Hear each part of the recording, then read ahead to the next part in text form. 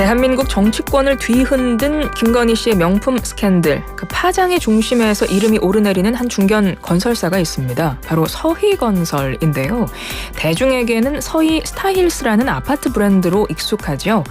겉으로는 평범해 보이는 중견 건설사가 권력의 정점이라고 할 수 있는 대통령실까지 줄을 잇는 인연을 어떻게 만들 수 있었을까요? 서희건설의 성장 배경, 이 기업의 정체, 경제전문기자와 알아보겠습니다. 최훈길 이데일리 기자 전화 연결합니다. 기자님 안녕하세요. 예, 안녕하십니까. 네, 서희건설, 서희스타일스라는 아파트 브랜드로 익숙한 곳입니다. 이곳이 언제 어디서부터 시작된 회사인가요? 예, 서희건설 실적부터 먼저 말씀을 드리면요. 지난해 매출이 1조 4,736억 원, 영업이익은 2,357억 원으로요. 국토교통부가 공개한 2025년 시공능력평가 상위 100개사 현황을 보면 전체 100개사, 상위 100개사 중 16위를 기록한 중견 종합 건설사입니다. 어떻게 회사가 매출을 1조 원 이상 이렇게 불려왔는지 그 내용을 한번 살펴보면은요. 1982년 운송업체 영대 운수로 출발을 했고요. 1994년에 건설업으로 전환하면서 지금의 서희건설이라는 이름을 갖게 됐습니다. 증권 투자하시는 분 잘 아시겠지만 1999년에는 코스닥에 이제 상장을 하기도 했고요. 네. 그래서 창업주 이봉관 회장이 이제 포스코 출신, 그러니까 당시에는 이제 포항 제철이었는데요. 그때 포항 제철 출신이다 보니까 포스코와의 인연 속에서 안정적인 일감을 받으면서 이렇게 성장을 했고요. 임원진 상당수도 이제 포스코 출신이었고 주요 거래처도 포스코였습니다. 포스코의 내부 토건 정비 공사를 맡으면서 이제 몸집을 좀 키워온 셈인데요. 이 외에도 교회를 건축하거나 병원이나 대학교 기숙사 등 종교, 교육, 의료 분야로도 이제 공사를 입지를 좀 넓혀온 상황이고요. 이러면서 2000년대 중반 이후에 시공능력 평가가 빠르게 오르면서 현재 이제 16위까지 이제 올라가게 된 상황이고요. 2009년부터는 고속도로 휴게소, 주유소 사업에도 진출했습니다. 그러면서 이제 많은 사람들이 알고 있는 서희 스타일스 브랜드로 지역 주택조합 아파트 사업에 집중하면서 전국 각지로 이제 사업을 추진해 나갔습니다. 예, 서희건설의 역사를 쭉 짚어주셨는데요. 어쨌든 중견 종합건설사입니다. 많이 익숙해요. 이제 이 이름이 많이 익숙하고 실제 이제 광고, 아파트 브랜드 광고 때문에도 익숙하기도 하고요. 근데 이번에 보니까 서희건설 그룹 이름이 딸들 이름에서 따온 거라면서요? 예, 맞습니다.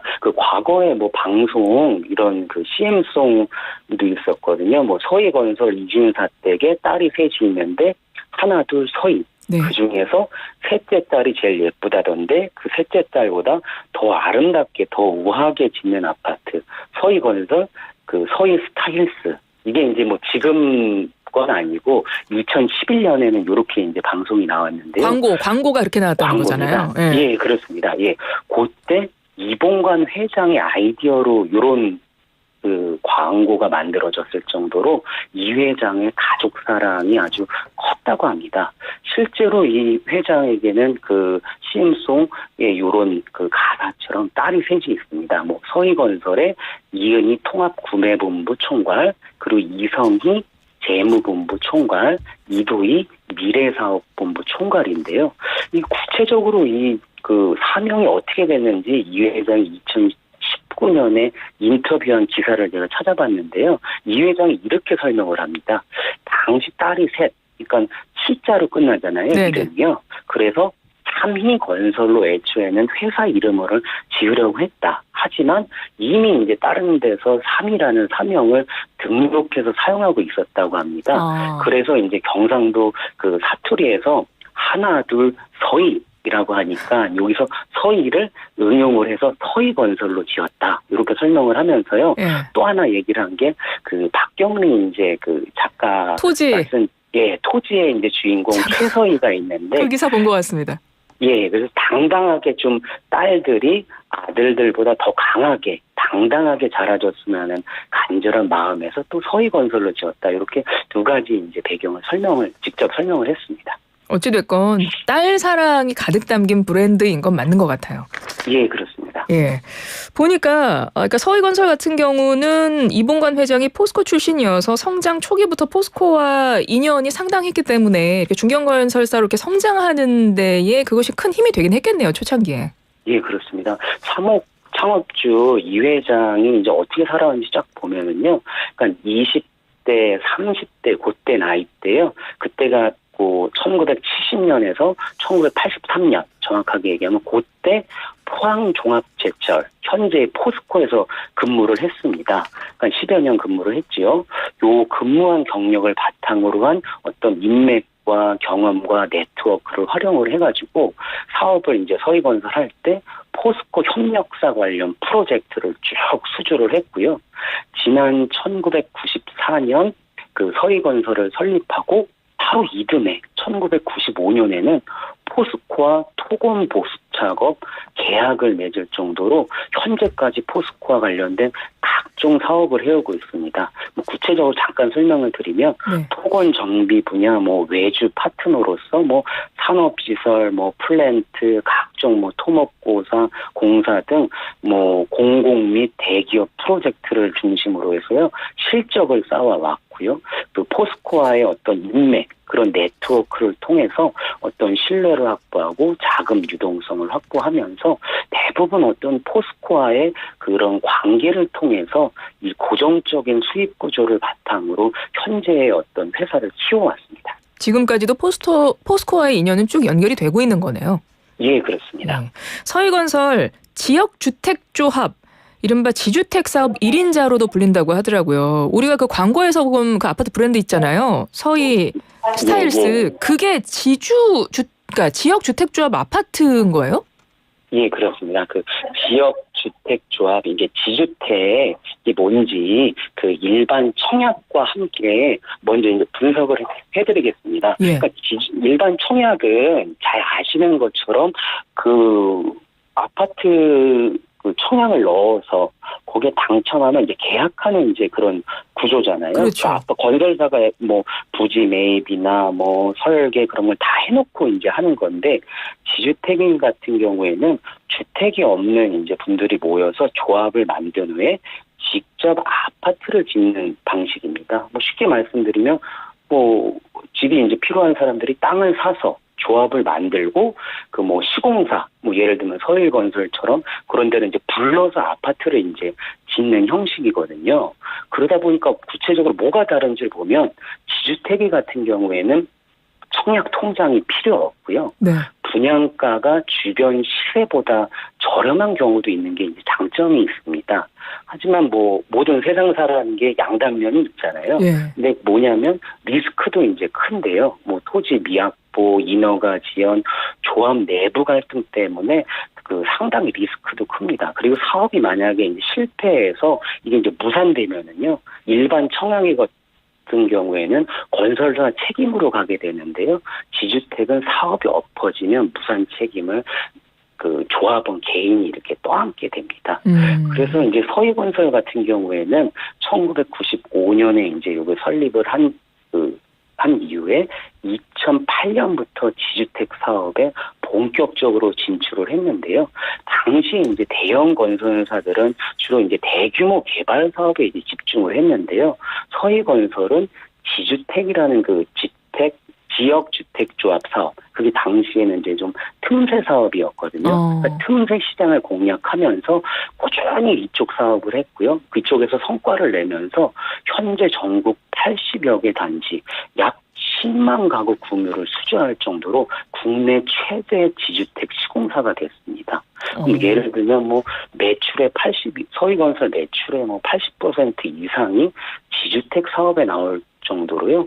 그야말로 이렇게 많은 사업을 이렇게 여기다 해놨고요. 근데 잠깐 전에 말씀드린 것처럼 그동안에 쭉 성과는 있었지만 뭐 사업 지연이나 뭐 분담금 폭탄이나 조합 갈등이나 소송이나 품질 문제 그런 게 계속 자본이 계속됐습니다. 그러다 보니까 2005년하고 2015년 사이에 전국에서 승인된 155개 조합 중에 입주가 완료된 것은 34곳, 약 한 18% 정도밖에 불과하거든요. 그러니까 실패율이 뭐 82%에 달하고요. 그렇기 때문에 당시 이제 뭐 정부에서도 이러면은 너무 그 사회적인 논란이 크다. 그래서 2017년에 그 조합원 탈퇴 환급 규정이 도입이 돼서 어느 정도 돈을 좀 이렇게 그 보전받을 수 있도록 그 사업이 미진행될 경우에 조합인 탈퇴가 가능해지고 어느 환급도 받을 수 있는 것도 그 보호 안전장치를 해왔지만 여전히 이제 법 시행 이전에 이제 가입자들은 보호받지 못하고 그 탈퇴가 힘든 상황이다 보니까 여러 논란은 계속되고 있습니다. 사실 뭐 어느 기업이든 특히 이제 건설사도 그렇고 뭐 어느 정부에서는 이게 정부로 나누긴 그렇지만 정부에서는 어떤 이제 주력 사업 같은데 이제 관련이 되고 그러면 이제 그걸 계기로 많이 성장하는 계기가 되고 그렇긴 하잖아요.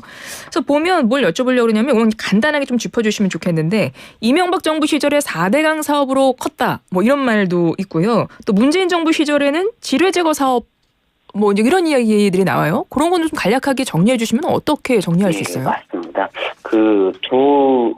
이명박 정부 때는요. 근데 4대강 사업을 할 때 대규모 하천 정비 사업만 총 22조 원이나 투입이 됐는데요.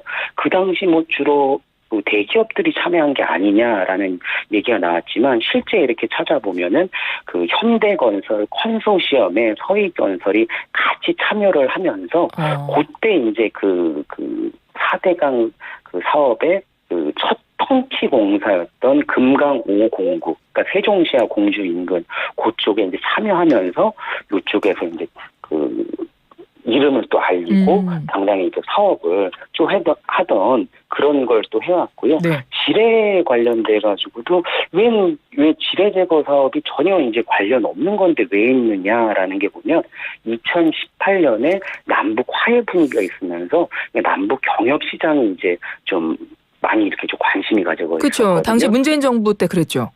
예, 그때 틈새 시장으로 나온 게 그럼 결국 뭐 철도를 놓든 아니면 뭐 그 육로로 걸어가든 하면 지뢰가 있잖아요. 네. 거기요. DMZ 그 부분에 그러니까 지뢰 제거 사업을 이제 정부가 추진하고 있는데 그때 서희건설이 이런 어떤 지뢰 탐지기와 지뢰 제거 장비에 대한 그런 거를 이제 특허로 보유한 한국지뢰연구소와 MOU를 체결을 하면서 이쪽으로 좀 진출하려고 그렇게 좀 추진한 경우도 있었습니다. 그렇습니다.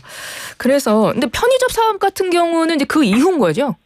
예, 편의점 사업 같은 경우에도 추진을 했는데 그때 이제 그 2015년에 로그인을 인수를 하고 현재 이제 대주주가 이 회장의 장녀인 이은희 부사장하고 차녀 이성희 전무거든요. 근데 지금 편의점 다른 데 보시면 알겠지만 요게 독립형 비가맹점 편의점으로 뭐 IT 기반 솔루션을 강조하고 있긴 한데 실제로 이제 로그인 같은 경우에는 다른 편의점에 비해서 시장에 좀 존재감은 좀 낮은 상황이거든요. 네. 그러다 보니까 좀 그 일각에서는 5녀 2세의 실험적인 사업이나 경영 수업용 사업 아니냐라는 좀 얘기도 나오고 있습니다. 예, 그렇습니다. 서희건설에 대해서 쭉 정리를 해주셨는데요. 이게 지배구조도 상당히 복잡하다고 들었어요. 이것도 간략하게 좀 짚어주시면 어떻습니까? 예, 상당히 좀 복잡합니다. 저도 이게 보면서 왜 이렇게 다른 우리나라의 이제 전반적인 또 그런 지배구조 복잡하다는 얘기가 나와서 많이 좀 바뀌기도 했지만 네. 서희건설은 여전히 좀 꽤 복잡한데요. 이제 표면적으로는 이봉건 회장의 일가 그리고 유성 TNS, 서희건설 이제 기타 계열사 순으로 이렇게 좀 돼 있긴 한데 실제로 이제 그 4천억 수준의 이제 회사 유성 TNS가 사실상 지주회사 같은 이제 기능을 하면서 1조 원이 웃도는 서희건설을 이제 그 지배하는 이제 그런 구조인데요.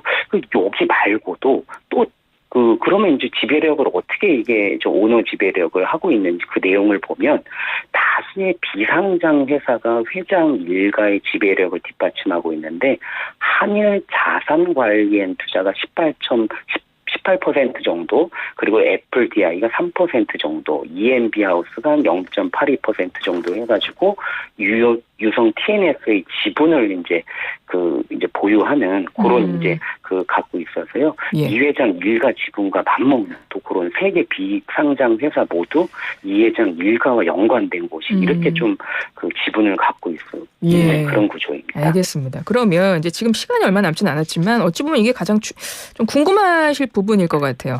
서희건설이 앞서 이제 기독교 교회 또 많이 만들었다고 하셨잖아요. 뭐 여러 가지 건설을 했지만 실제로 이봉건 회장도 독실한 기독교 신자로 알고 있고요. 그래서 그런가 교회 건축으로 이어져서 그런지 이게 정치 무대로 이어지는 네트워크가 됐을 거라고 보세요? 예, 그렇습니다. 저는 그 방송을 준비하면서 쭉 서희건설의 이제 역사나 쭉 그 연결고리나 최근 논란까지 쭉 보니까요. 한국 사회의 아주 전형적인 어떤 기독교와 어떤 이제 정치 이제 권력과 어떤 이제 경제 권력, 그런 거에 연결고리가 이렇게 같이 이제 얽혀 있는 그런 상황을 이제 좀 볼 수가 있었는데요. 그리고 이제 보니까 사위가 3명 다 검사 출신이고 보니까 셋째 딸도 검사 출신이더라고요. 예, 그렇습니다. 그러니까 뭐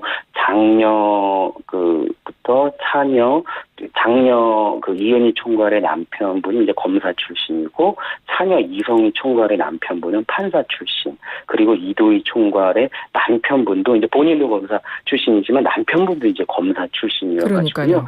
이게 우연 이상의 어떤 이제 전략적인 인연으로 해석되는데, 그러니까 제가 보기에는 건설업이 보면은 특성상 법적 리스크가 이제 상당히 크거든요. 예. 뭐 부동산 조합, 뭐 인허가, 뭐 각종 분쟁, 뭐 민원도 많고요. 그러다 보니까 여러 이제 복잡한 소송이 빈번하는데, 이런 상황에 어떤 이제 법적 네트워크가 어떤 위기가 있을 때 사실 가족이나 누구의 변호사 한 명 있으면 좋겠다 그런 말도 하기도 하잖아요. 네네. 근데 검사, 판사가 이렇게 쫙 사이들로 이렇게 해놓는 거는 아마 이제 사업할 때 든든할 수 있겠다라고 해서 실제로 이런 관계를 맺은 게 아닌가 하는 그런 생각이 들더라고요. 그러니까 그 교계의 인연으로 정치 무대까지 연결될 수 있다는 것도 역시 자연스러운 흐름으로 보시는 거고요. 예, 그렇습니다. 교계 인연으로 이 회장이 독실한 이제 기독교 신자잖아요. 네. 그래서 장로를 맡고 계시기도 하고, 그리고 2020년부터는 이 회장이 제11대 대한민국 국가 조찬 지도회장을 맡고 있기도 합니다. 이게 많이 들어보셨겠지만 대한민국 국가 조찬 기도회라는 게 1966년에서 시작돼서 미국에도 이런 전국 조찬 기도회라고 내셔널 플레이어 블랙버스트가 있거든요. 예. 이제 대통령도 오시고 주요 정치인도 참석하는데, 한국의 이런 대한민국 국가 조찬 기도회도 대통령도 오시고 주요 기업인, 정치인, 사회 지도자들이 쭉 오니까 이 같은 인맥을 통해서 이제 교회를 또 건설하기도 하고요. 그러니까 교회의 어떤 대한민국 교회 굵직한 여의도 순복음 교회 비롯해서 전국 대형 교회 40곳에 이상의 건축 시공을 서희건설이 했거든요. 네. 그러니까 대한민국 국내 교회의 절반 이상은 서희가 했다는 말이 이제 업계에서 돌기도 했어요. 그러니까요. 근데 쭉 기자님 말씀 들어보니까 이제 이게 마지막 질문이 될 것 같은데요. 굉장히 포스코 인연도 있고 교계 인연도 있고 또 집안의 법조인도 많고, 사실은 여러 가지 이런 얽혀 있는 걸 보면 사업하기는 여러 가지로 이제 준비가 된 것 같은데 왜 김건희 여사에게 목걸이를 건넸을까? 이게 좀 궁금한 부분이에요. 요즘에 사업이 좀 어려웠나요? 끝으로 이거 좀 정리를 해주신다면. 그러니까 각종 이제 사업 관련된 리스크는 지주택 관련돼서도 논란이 이제 많이 있고요. 그리고 이제 공정위 관련돼서도 좀 조사 대상으로 좀 오고 있는 게 있고요. 그래가지고 그런 좀 논란이 있기도 한데, 최근에 특검팀이 관련돼서 김건희 여사에게 목걸이를 건넨 경위들은 좀 추궁하고 오늘 이제 소환을 했지요. 그래서 이제 전망이 되는데, 이걸 보면 그 당시에 얘기했던 건 사위의 어떤 국무총리 비서실장 임명 위해서 이렇게 이제 목걸이를 걷는 대가다, 뭐 그런 이제 추측이 돌기도 하고, 인사청탁 목적의 뇌물이 아니냐, 그런 이제 하나 쪽으로 볼 수도 있고요. 네. 또 하나는 또 사업적인 어떤 리스크를 좀 이제 줄이기 위한 그런 쪽에 그런 것도 있고요. 세 번째로는 아까 말씀드린 것처럼 쭉 그동안에 사업이 커오던 게 어떤 경제와 정치 권력과 같이 연결하면서 이게 과거의 어떤 그 정경유착처럼요.